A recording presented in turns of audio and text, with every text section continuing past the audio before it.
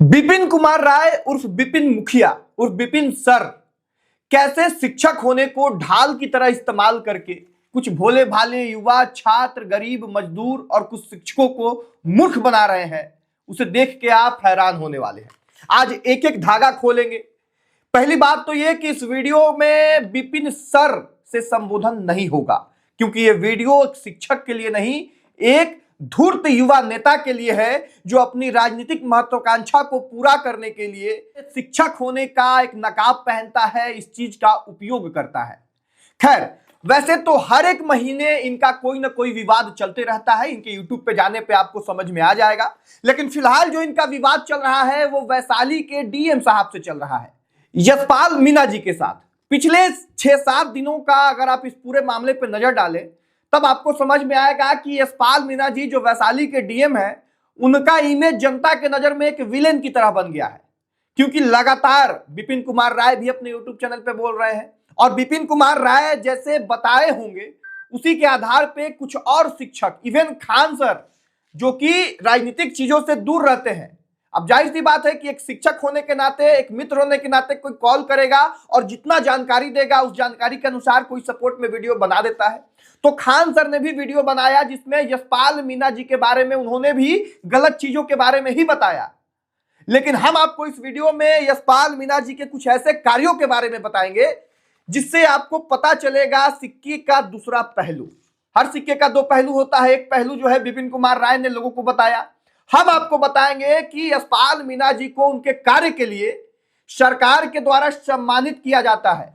यशपाल मीणा जी अपने अधिकारियों को डांट फटकार लगाते रहते हैं और जनता से सीधे कनेक्ट करते हैं। एक एक काम के बारे में बताएंगे। साथ में आपको यह भी इस वीडियो में बताएंगे कि लगातार पिछले कई महीनों से विपिन कुमार राय किन किन लोगों को टारगेट कर रहे हैं, और जब ये लिस्ट आप देखिएगा तब आपको समझ में आ जाएगा कि विपिन कुमार राय की मानसिकता क्या है, किस तरह से जातिवादी संक्रमण से जो है वो ग्रसित हो गए हैं और कैसे अपने राजनीतिक भविष्य की तलाश में लगातार एक खास पार्टी को, एक खास पार्टी से जुड़े लोगों को टारगेट कर रहे हैं ताकि दूसरी तरफ से उनका सीट कंफर्म हो जाए। सीट मतलब विधानसभा का सीट। और ये बात खुद अपने यूट्यूब चैनल पे वो लिख रहे हैं कि हम चुनाव भी लड़ सकते हैं, साफ साफ संकेत दे रहे हैं। तो एक एक चीज पे चलेंगे, लेकिन पहले अपना परिचय। नमस्कार, मेरा नाम राकेश है और आप प्रयास न्यूज पे ये वीडियो देख रहे हैं। सबसे पहले डीएम साहब के बारे में जानेंगे। डीएम साहब जो पहले नवादा के डीएम साहब थे, यशपाल मीणा जी, जब वहां से उनकी विदाई होने लगी थी तो लोग भावुक हो गए थे। उनके कार्यों को देखिएगा तो उनके पैर में जब मोच आती है तो वो सरकारी हॉस्पिटल में जाते हैं। कोई डीएम को आप शायद ही देखे होंगे कि अपने इलाज के लिए वो किसी गवर्नमेंट हॉस्पिटल में जा रहा हो। एक डीएम की एक सरकारी हॉस्पिटल में जाने से उस सरकारी हॉस्पिटल के लोगों के अंदर कितना भय बनेगा, कितना व्यवस्था को अपग्रेड करने के लिए, व्यवस्था को ठीक रखने के लिए प्रेरित होंगे, इस बात का अंदाजा एक साधारण व्यक्ति जो राजनीति से जुड़ा हुआ नहीं है वो लगा सकता है। एक और आर्टिकल आपके स्क्रीन पे चल रहा होगा जिसमें लिखा हुआ है कि डीएम हो तो ऐसा, बिहार में युवा आईएएस अफसर ने संवार दी हजारों महिलाओं की जिंदगी। ये वही आईएएस ऑफिसर है, युवा आईएएस ऑफिसर जिनका नाम यशपाल मीणा है, और ये कार्य भी वही हाजीपुर में हुआ है, वही वैशाली में हुआ है जहां अभी वो डीएम है। जरा सोचिए कि यही यशपाल मीणा जी को हाजीपुर में जब बारिश की पानी रुकती थी तब ये रोड पे, सड़कों पे निकल गए थे देखने कि जल जमाव कहीं तो नहीं ना है। जरा आप सोचिए कि एक डीएम होने के बावजूद जल जमाव को देखने के लिए सड़क पे पैदल उतर जाना, क्या एक विलेन, एक करप्ट ऑफिसर, एक भ्रष्टाचारी ऑफिसर इस तरह से सड़क पे जा सकता है? हम जिस अवार्ड की चर्चा कर रहे थे उस अवार्ड पे भी चलते हैं। आर्टिकल आपके स्क्रीन पे चल रहा होगा। वैशाली के जिलाधिकारी यशपाल मीणा को सर्वश्रेष्ठ निर्वाचन पदाधिकारी अवार्ड मिला है। जिस डीएम को अवार्ड मिल रहा है उस डीएम के बारे में एक गलत अवधारणा बना दी गई। क्यों? अपने ईगो के चक्कर में कि हम गए तो हमको कुर्सी नहीं मिला, हम गए तो हमारा आवेदन नहीं लिए। भाई क्यों नहीं लिए उसका भी एक रीजन होगा, ये आप निजी तौर पे समझ सकते थे। हाँ, यशपाल मीणा जी की खराबी क्या है, उनके बारे में निगेटिव क्या है इंटरनेट पे, उनके बारे में खराबी यह है कि आम लोगों के काम के चक्कर में वो अपने निचले पदाधिकारियों को डांट फटकार लगाते रहते हैं।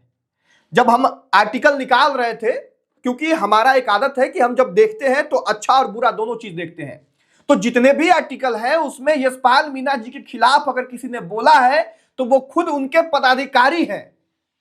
अपने पदाधिकारियों को वो डांट लगाते हैं, फटकार लगाते हैं, शब्द तक कभी कभी बोल देते हैं, इसलिए क्योंकि वो चाहते हैं कि जनता का काम हो और डायरेक्ट जनता से वो कनेक्ट रहे।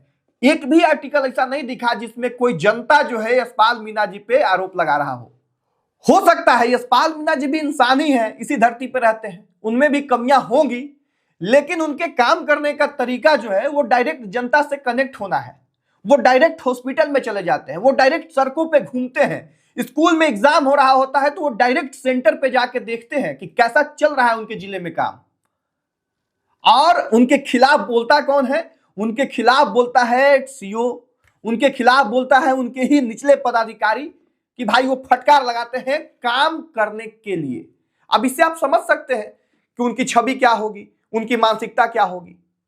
खैर होगी, उनमें भी कमियां होंगी, इंसान है वो, कमी हर इंसान में होती है, विपिन कुमार राय में भी होगी, हमारे में भी है, आप में भी होगा, हर इंसान में कमी होता है। लेकिन इसका मतलब ये नहीं कि किसी एक चीज को पकड़ के एक डीएम के छवि को बर्बाद कर दिया जाए। अब हम आते हैं उन लोगों पे जिन पे विपिन कुमार राय ने पिछले कई महीनों में टारगेट किया है। पहला नाम तो आप लोगों ने देखा होगा, मनीष कश्यप, जो पत्रकारिता से नेतागिरी में आ गए। इससे विपिन कुमार राय को इतनी मिर्ची लगी कि लगातार वीडियो करने लग गए, लगातार निजी तौर पे अटैक करने लग गए, उनके उनके उनके साथ कई तरह के उपनाम को जोड़ने लग गए। और ये विवाद 2-3 दिनों तक नहीं चला, ये विवाद लंबा चला। लगातार वीडियो जो है विपिन कुमार राय ने मनीष कश्यप के खिलाफ जो है बनाया। मनीष कश्यप भाजपा से जुड़े होने के कारण विपिन कुमार राय को जो है बुरा लगा होगा। अब ये इत्तेफाक नहीं है कि भाजपा से जुड़ने पे विपिन कुमार राय को बुरा लगा। अगला टारगेट उनका गिरिराज सिंह रहे। गिरिराज सिंह के खिलाफ भी विपिन कुमार राय ने खूब वीडियो बनाया। अब यहां तक रुकना नहीं है, अभी आगे बढ़ना है। तेजस्वी यादव के सपोर्ट में आके नरेंद्र मोदी तक के खिलाफ वीडियो बनाए, यहां भी रुकना नहीं है। अब जो है डीएम साहब और इनके बीच का मामला था, एक पंचायत का मामला था, उस पंचायत के मामले में ये चिराग पासवान को लेके आ जाते हैं। क्यों? क्योंकि जहां पे ये भवन बनाना चाह रहे थे वहां पे पासवान लोगों का घर है और इनका कहना है कि चिराग पासवान ने कॉल करके उस भवन को बनने से रुकवा दिया। तो अब सीधे तौर पे चिराग पासवान को भी ये टारगेट कर रहे हैं। तो चिराग पासवान, गिरिराज सिंह, मनीष कश्यप, नरेंद्र मोदी, साफ साफ इशारा किधर है वो आप समझ सकते हैं। और इनके YouTube चैनल पे जब आप जाइएगा तो एक एक वीडियो सरकार के खिलाफ, केंद्र सरकार के खिलाफ मिलेगा, भाजपा के नेताओं के खिलाफ मिलेगा।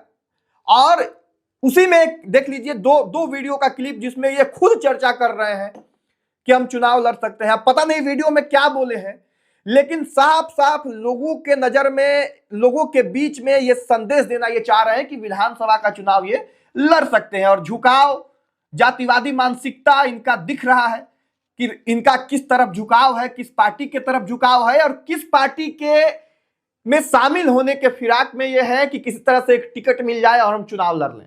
आपत्ति किसी चीज से नहीं है, आप राजनीति कीजिए, आप नेता बनिए, आपको किसी ने नहीं रोका, आप स्वतंत्र हैं। लेकिन कम से कम जो कर रहे हैं वो डायरेक्ट तो कीजिए। ये शिक्षक बनने का चोला क्यों पहनना है आपको? ये नकाब लगा के क्यों रखना है आपको कि हम एक शिक्षक हैं? भाई शिक्षकों के प्रति सबका एक सम्मान होता है, शिक्षक के लिए एक अलग रिस्पेक्ट होता है, हम सबके मन में है। जब आप शिक्षक वाला काम कर रहे थे तो हमारे मन में भी आपके लिए रिस्पेक्ट था, हम भी आपको गुरु मानते थे। लेकिन अब जब आप वो काम नहीं कर रहे हैं तो उस चीज को, उस नाम को क्यों ढो रहे हैं? ये दिक्कत वाली बात है। बाकी आप राजनीति कीजिए, भविष्य के लिए ढेर सारी शुभकामनाएं। और जो भवन की बात आप कर रहे हैं, जिसके लिए पूरा विवाद हुआ है, अगर आपके ही पंचायत के वहीं के कुछ लोग भी चाह रहे हैं कि वहां भवन न बने तो कहीं और बना दीजिए, और भी जगह होगा। उस भवन में आप तो रहने वाले जाके नहीं है, रहेगा कौन? वहां के लोग, जो वहां के आसपास के लोग। पंचायत के किसी भी भवन में वहीं के लोग रहते हैं ना, और वहीं के लोग अगर चाह रहे हैं कि इस जगह पे, इस पार्टिकुलर जगह पे ना बने, तो आप ऑप्शन खोज लीजिए ना, इसमें क्या दिक्कत है? अगर वहां पे विवाद है तो बाद में बैठ के उस विवाद को अच्छे तरीके से प्रशासनिक मदद से सुलझा लीजिएगा।